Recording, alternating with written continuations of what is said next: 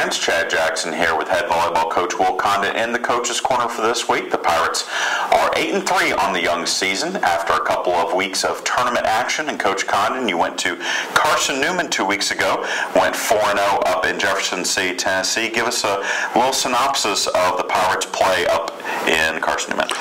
And Carson Newman, I think, was a little bit more of the same that we've had in the beginning of the season, a little bit of ups and downs. When we're playing well, we look amazing, and when we're not playing well, it can be a struggle for us. But we know that level is there, and it's just a matter of getting people used to playing together, getting people to understand where they, each other are on the court. Despite the fact we return a lot of people, you still have to go through that every year. And we're still tweaking our lineup a little bit to see how we can best use people. And we've still got a few matches before we start conference play for us to do that. So it was great to get out there with 4 wins. It was a tough schedule for us. A lot of sitting around and waiting, and this team playing 2 matches. We're playing 4 matches. It wasn't necessarily an even schedule, but we were able to overcome all those obstacles and still come out with 4 wins. But we still need to be better after that. And Armstrong then hosted the Southeast Region Challenge, 4 games against teams from the South Region, and you went 1-3 with all 3 of the losses in the field, coming in 5 sets. Mm-hmm. Ironically, the team that we beat was the one that was ranked the highest at the beginning of the year. It just goes to show you that volleyball is about matchups. It's about who's best at that moment, not who's the higher ranked team. It's more the same. When we're playing well, we can beat anybody. When we're playing poorly, we can lose sets that we shouldn't.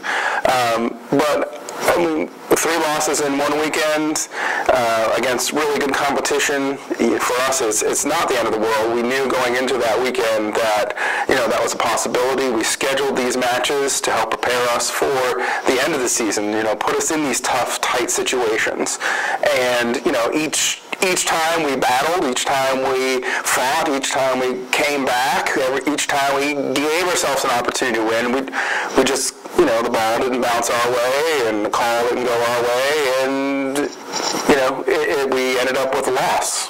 But we saw a lot of positives. We learned a lot about ourselves and what we need to be able to do and things we need to fix. And by putting ourselves under the microscope like that, it exposes that so that we can fix them for, when it matters the most.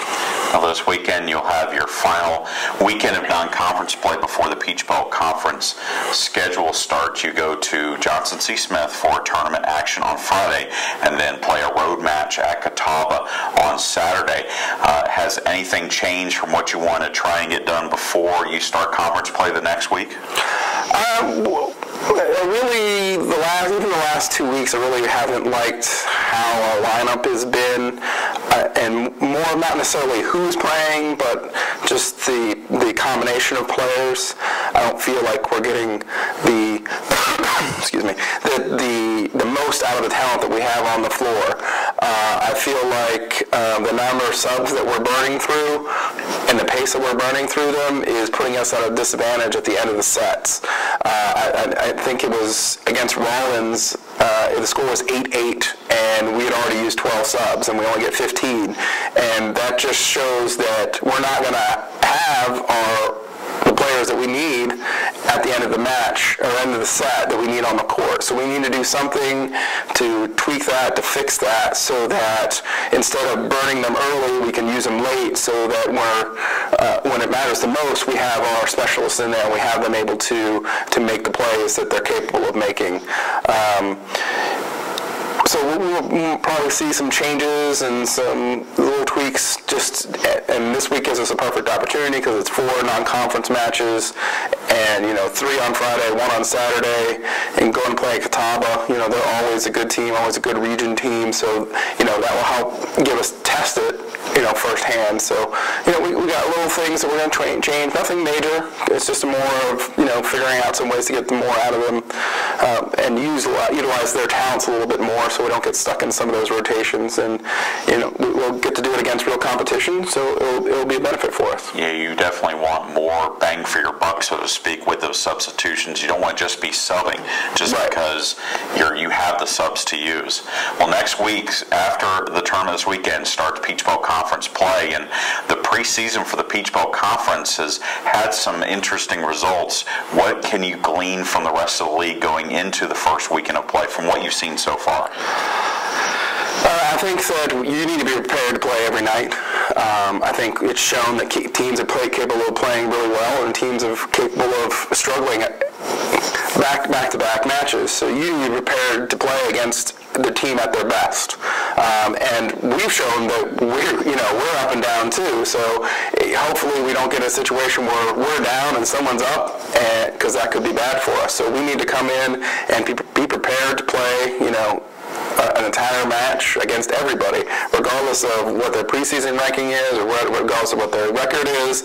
You're playing on the road against teams that know you. It's always difficult. You're playing even at home against teams that know you. It's always difficult. So we have to be prepared for all those matches, regardless of their record, regardless of anything. We need to be prepared to play. Armstrong travels to North Carolina for non-conference action this weekend, and then will return home, hosting its first Peach Belt Conference match of the season next Friday at 7 p.m. here at the Arc. Chad Jackson for Will Condon. Good luck this week, and we'll talk to you again soon.